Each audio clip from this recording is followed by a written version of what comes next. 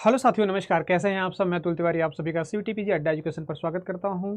तो आज इस वीडियो में मैं बात करने वाला हूं कि आप अपनी स्पीड एक्यूरेसी को कैसे इंक्रीज कर सकते हैं, कैसे बेहतर स्कोर आप गेन कर सकते हैं, या जब भी आप मॉक टेस्ट देने बैठते हैं या फिर जब आप मॉक टेस्ट लगाते हैं तो आपको कहीं ना कहीं स्पीड और एक्यूरेसी में प्रॉब्लम आती है। तो इसी सारे कन्फ्यूजन को दूर करने के लिए आज इस वीडियो में बात करूँगा कि आप क्या आपकी स्ट्रेटेजी प्लानिंग होनी चाहिए जिसके बेसिस पर आप अपनी एक्यूरेसी को मेंटेन कर पाएँ और अपनी स्पीड भी इंक्रीज कर पाएँ।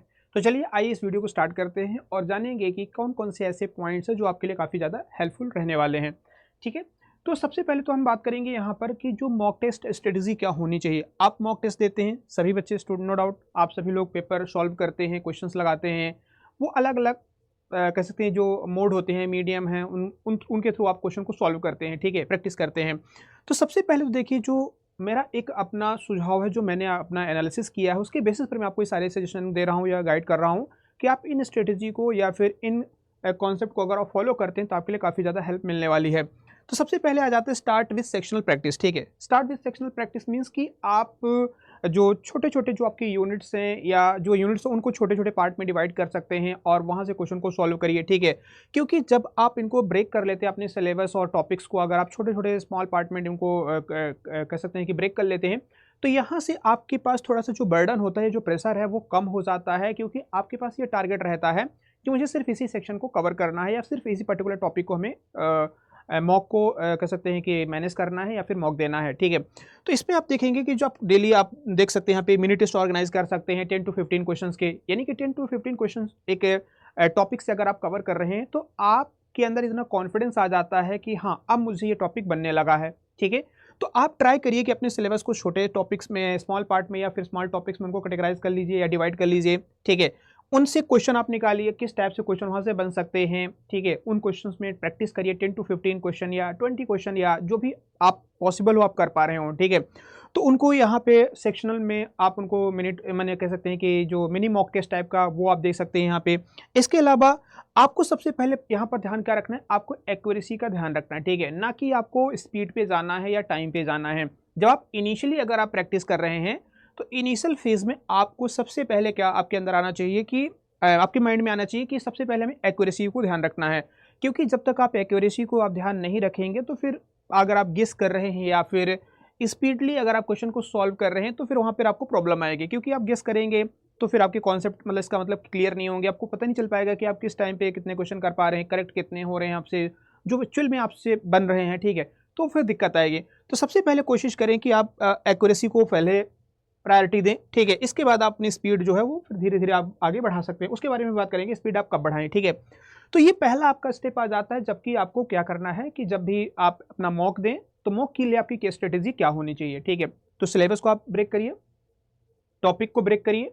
ठीक है, और उनके छोटे छोटे जो कह सकते हैं कि जो मॉक टेस्ट हैं वो देना शुरू करिए। ठीक है, इसके बाद आप जाइए कहाँ पर, आप इनको करिए 10 to 15 डेज करिए, इनको आप इस तरीके से सॉल्व करिए टॉपिक वाइज जो मैंने आपको बताया। ठीक है, अब आपको लगता है कि हाँ, आप थोड़े से आपके अंदर कॉन्फिडेंस वगैरह वो डेवलप हो रहा है, या फिर आपको लगता है कि हाँ, मुझे थोड़ा सा फुल मॉक लेंथ जो जाना है ना, फुल लेंथ जो मॉक टेस्ट है उसके लिए आना चाहिए, तो फिर आप इसमें आगे मूव करिए। ठीक है, सेकंड स्टेप में आएंगे तो इसमें जैसे मैंने यहाँ पे बता रखा है कि आप जो पहले आपने जो कह सकते हैं जो टेस्ट दिया था आप लोगों ने, ठीक है, सेक्शनल जो टेस्ट या प्रैक्टिस की थी, अब यहाँ पर जाकर के आप फुल लेंथ मॉक टेस्ट को आप ऑर्गेनाइज कर सकते हैं। ठीक है, इसमें आप 7 to 10 डेज इनिशियली अगर आप देखें तो एक ही मॉक टेस्ट लगाएं तो ठीक रहेगा, क्योंकि आपके पास उसमें पढ़ने का भी टाइम मिल पाएगा और आपके ऊपर प्रेशर भी नहीं रहेगा, और आप उस चीज़ को एनालाइज भी कर पाएंगे कि कहाँ पर हमसे मिस्टेक हो रही थी, क्या हमें गलतियाँ हुई, उनकी आप नोट्स बनाइए। ठीक है, उनको अलग से नोट डाउन करिए, और अगर कोई टॉपिक आपसे क्लियर नहीं हो रहा है, क्वेश्चंस नहीं बन रहे, तो उस टॉपिक को आप रीड करिए, दोबारा पढ़िए। ठीक है,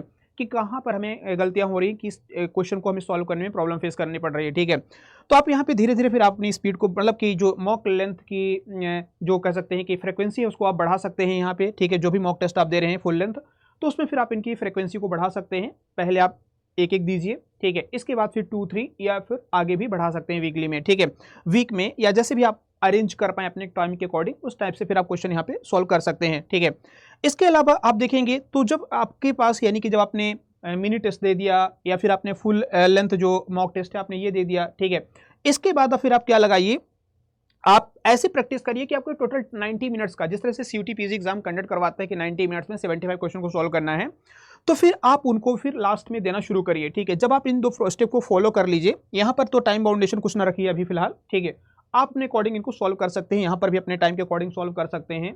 पहले तो आप एक्यूरेसी को फोकस करिए। ठीक है, कि जितने क्वेश्चंस आपसे बन पा रहे हैं, रियल में बन पा रहे हैं, जिनके आंसर आप जानते हैं, नहीं बन रहा तो फिर उनको आप उन सब्जेक्ट को, टॉपिक को रिवाइज करिए, पढ़िए। ठीक है, फिर आप जाइए कहाँ पर, इस एग्जाम कंडीशन के ऊपर कि जैसे कि सीयूटी पीजी एग्जाम कंडक्ट करवाता है, सीयूटी एग्जाम का एनटीए एग्जाम कंडक्ट करवाता है कि फुल जो लेंथ मॉक टेस्ट होता है 90 मिनट का, उस तरीके से फिर आप इसको सॉल्व करिए। ठीक है, इसके बाद आप जब आपने इन स्टेप को फॉलो कर लिया, इसके बाद आप क्या करें कि आप सभी मॉक टेस्ट को एनालाइज करिए। ठीक है, जैसे यहाँ पर क्या है, एनालाइज की बात की गई है कि अगर आप जो क्वेश्चन को सॉल्व कर रहे हैं या पेपर को सॉल्व कर रहे हैं या एमसीक्यू जो भी लगा रहे हैं, तो सिर्फ उसको सॉल्व करना ही एक पर्पस नहीं होना चाहिए। ठीक है, अगर जो क्वेश्चन हमसे नहीं बन रहे हैं या जो हमने गेस किए हैं या जो हमने गलतियां की हैं, उनको भी आपको क्लियर करना पड़ेगा। जब तक आप उन चीज़ों को क्लियर नहीं करेंगे तो फिर आपके अंदर कॉन्फिडेंस और आपने जो क्वेश्चन सॉल्व किए आपको ये नहीं पता चलेगा कि आपने करेक्ट आपने जो भी पढ़ रखे थे वो कौन से क्वेश्चन थे जो आपने करेक्ट किए हैं, या फिर जो क्वेश्चन आपने गेस किए हैं वो कौन से क्वेश्चंस रहे हैं। ठीक है, तो आपको क्वेश्चन पेपर को एनालिसिस करना बहुत जरूरी, एनालाइज करिए इसको। ठीक है, तो आपको ये क्वेश्चन हर बार आपको अपने टेस्ट देते समय पूछना पड़ेगा कि आपने कितने क्वेश्चन को गेस किया।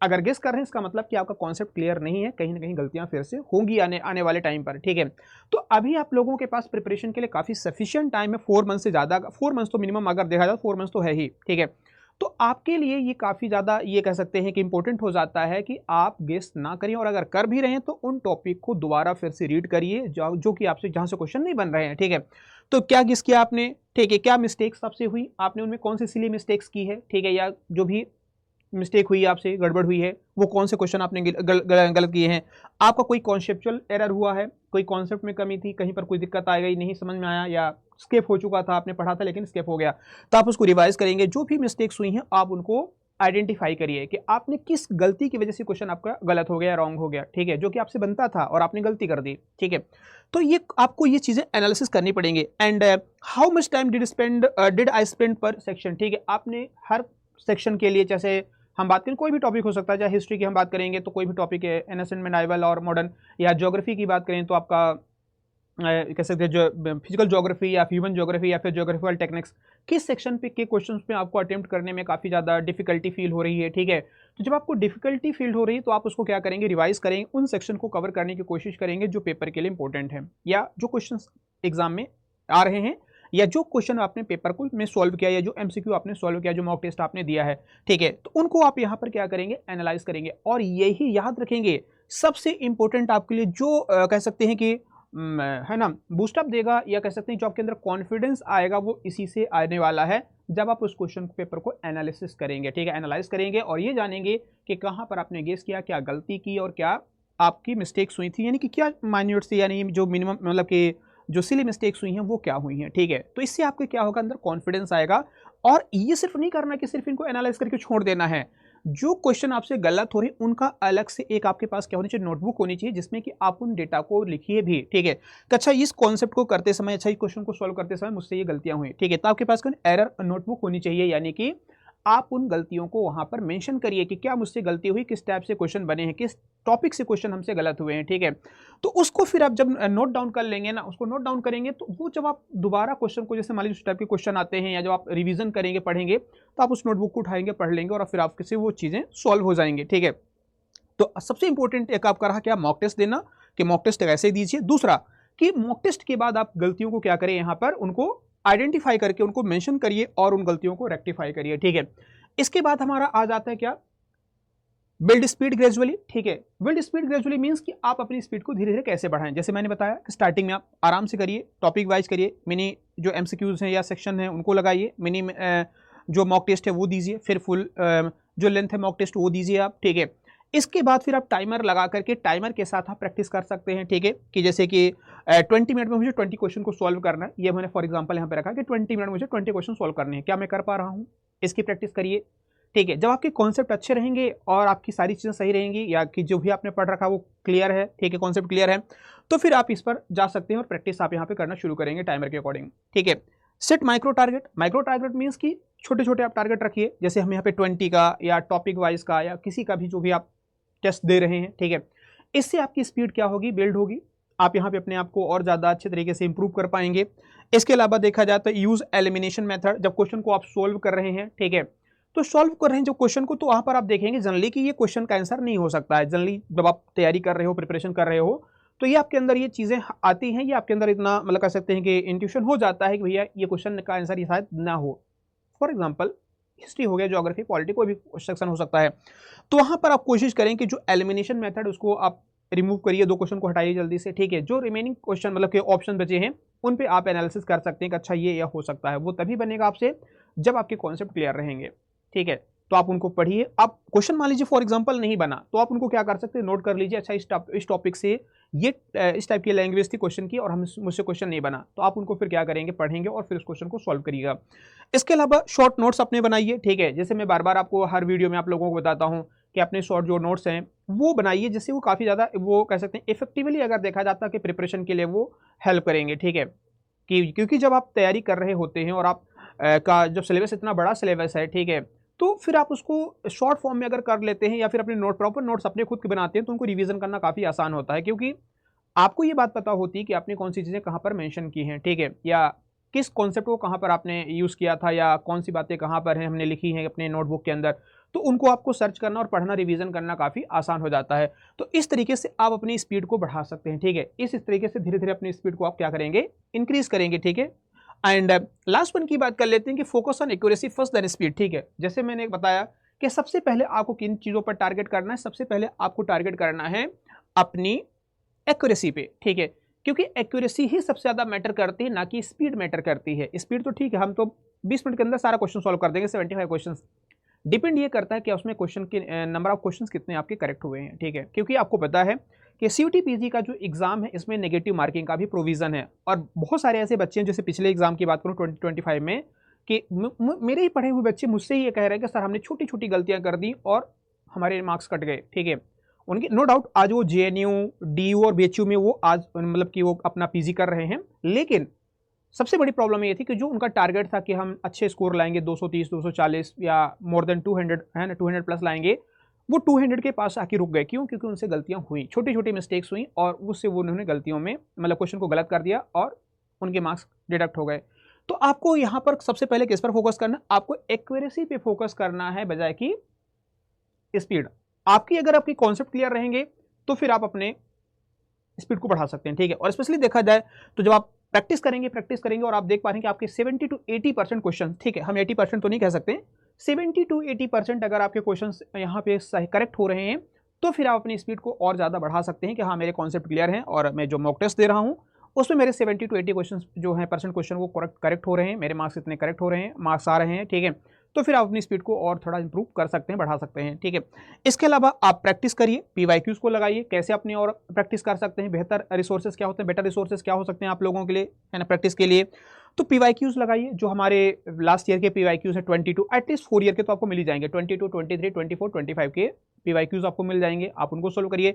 इसके पहले के भी जो इंडिविजुअल जो यूनिवर्सिटीज़ पेपर लेती थी उनके भी पेपर आप गूगल कर सकते हैं, वहाँ से आप निकाल लीजिए, वहाँ से मिल जाएंगे आप लोगों को, ठीक है। उनकी प्रैक्टिस करिए और उन क्वेश्चन के जो ट्रेंड है, जो पैटर्न है, किस तरीके से क्वेश्चन मतलब पिछले सेशन में या जो भी पेपर हुए हैं 22, 23, 24 में डिफिकल्टी लेवल कैसा रहा, किस एरिया से कौन से क्वेश्चन पूछे गए हैं, ठीक है। जैसे ह्यूमन ज्योग्राफी या फिजिकल ज्योग्राफी से क्या क्वेश्चन आए हैं, ज्योग्राफिकल टेक्निक से क्वेश्चन कहाँ से पूछे गए हैं, या फिर आपके मेडाइवल हिस्ट्री या मॉडर्न हिस्ट्री की बात कर लेते हैं, या फिर एनएसएस हिस्ट्री में किस सेक्शन को ज़्यादा कवर किया, टारगेट किया है। तो अगर आप इन चीज़ों को एनालाइज करेंगे तो काफ़ी चीज़ें आपकी इंप्रूव होती हैं, ठीक है। फिर आप उन्हीं टॉपिक को टारगेट करते हैं और पढ़ते हैं, अननेसेसरी टॉपिक आप फिर क्या करते हैं, उनको इग्नोर करते हैं, ठीक है। एंड सेक्शनल टेस्ट की बात करें तो यहाँ पर आप देख सकते हैं टॉपिक बेस्ड आप क्या लगाइए, टॉपिक बेस्ड या जो भी आपके पास रिसोर्सेस हो उनसे आप लगा सकते हैं, यहाँ पे सेक्शनल टेस्ट लगा सकते हैं, ठीक है, कि अच्छा ओके मुझे इस टॉपिक का करना है, इस टॉपिक का या इस सेक्शन का यूनिट का करना है, तो आप उनको करिए, ठीक है। फुल जो मॉक टेस्ट है, फुल लेंथ मॉक टेस्ट हमने आपको बता ही दिया कि जब अगर आप छोटे छोटे सेक्शन को कवर करें इसके बाद फिर आप कहाँ जाएँ, फुल लेंथ मॉक टेस्ट में जाएंगे। तो इससे क्या होगा कि आपकी बेहतर प्रैक्टिस होगी और आपकी एक्यूरेसी और स्पीड ये सभी सारी चीज़ें आपकी इंप्रूव होंगी। ये मैं गारंटी के साथ कह सकता हूँ, आप इस चीज़ को करिए, इंप्लीमेंट करना, आपको देखना बेनिफिट मिलने वाला है, ठीक है। एंड लास्ट वन की बात करें, रिवीजन स्ट्रेटेजी आपकी क्या होनी चाहिए, वीकली आप रिवाइज करिए, जो भी आपने नोटबुक बनाया मतलब कि जो भी मिस्टेक्स आपने की थी उनको जो नोट डाउन किया था अपनी नोटबुक के अंदर उनको रिवाइज करिए, ठीक है। बाय वीकली यानी कि हफ्ते में 2 बार आप इनको कर सकते हैं और आपको मंथली इनको अटेम्प्ट कर सकते हैं, ठीक है। तो ये इस तरीके से आपका क्या होना चाहिए, प्लान, पूरी स्ट्रेटेजी और प्लानिंग होनी चाहिए, जिस तरीके से आप बेहतर अपना स्कोर कर पाएंगे और आपकी स्पीड और एक्यूरेसी भी इंक्रीज होगी और आपकी प्रैक्टिस करने में फिर मजा भी बहुत आएगा, ठीक है। तो ये जो बातें मैंने आप लोगों के साथ यहाँ पर डिस्कशन किया है, ठीक है, और जो बताया है, ये सारी चीज़ें आपके लिए काफ़ी हेल्पफुल रहने वाली हैं, ठीक है। बाकी मैं आप लोगों को यहाँ पर यानी कि CUET PG अड्डा जो हमारा ये चैनल है, इस पर मैं आप लोगों को प्रिपरेशन भी करवा रहा हूँ, मैं खुद पढ़ा रहा हूँ आप लोगों को हिस्ट्री और ज्योग्राफी। तो आप लोग मेरे साथ यहाँ पे कनेक्ट हो सकते हैं हमारे पेड क्लासेस में भी, साथ में YT क्लास में लेता हूँ रात 8 बजे सेम चैनल पर, तो आप मेरे साथ यहाँ भी कनेक्ट हो सकते हैं। और अगर आप यहाँ पर अभी कनेक्ट हो रहे हैं या पेड कोर्सेज में, क्योंकि अभी 4 मंथ्स का टाइम है, तो आप हमारे साथ यहाँ पे प्रिपरेशन कर सकते हैं। अगर आपको लगता है कि आपकी कॉन्सेप्ट और बेहतर हो, आपका जो थ्योरी सब्जेक्ट है और आपकी उसकी जो सब्जेक्ट के जो है ना, जो सिलेबस हमारा है वो हमारा बेहतर तरीके से क्लियर हो और अपने सिलेबस को हम इंटायरली जो कैसे ओवरऑल सिलेबस है उसको हम बेहतर कर पाएँ, तो आप हमारे यहाँ पे कोर्सेज के साथ कनेक्ट हो सकते हैं। हमारा ये महापैक भी है, हमारा अभिमन्यु हिस्ट्री के लिए, ज्योग्राफी के लिए भी है, ठीक है, ज्योग्राफी का भी है, सेम सारे इस तरह से कोर्स हमारे ज्योग्राफी के भी हैं और हिस्ट्री का भी है। तो यहाँ पर आप महापैक हमारे साथ जुड़ सकते हैं। यहाँ पे अभिमन्यु अल्टीमेट 2.2 है हमारा, ये हिस्ट्री का ये फाउंडेशन बैच है। और महापैक में बेनिफिट ये है कि आप हमारे कोर्सेज में अगर जुड़ते हैं तो आपको सारे बैचेस के एक्सेस मिल जाएंगे, जितने बैचेस आपको हिस्ट्री के अंदर रहेंगे वो सारे आपको मिल जाएंगे, उनका एक्सेस मिल जाएगा पूरे 1 साल के लिए, ठीक है।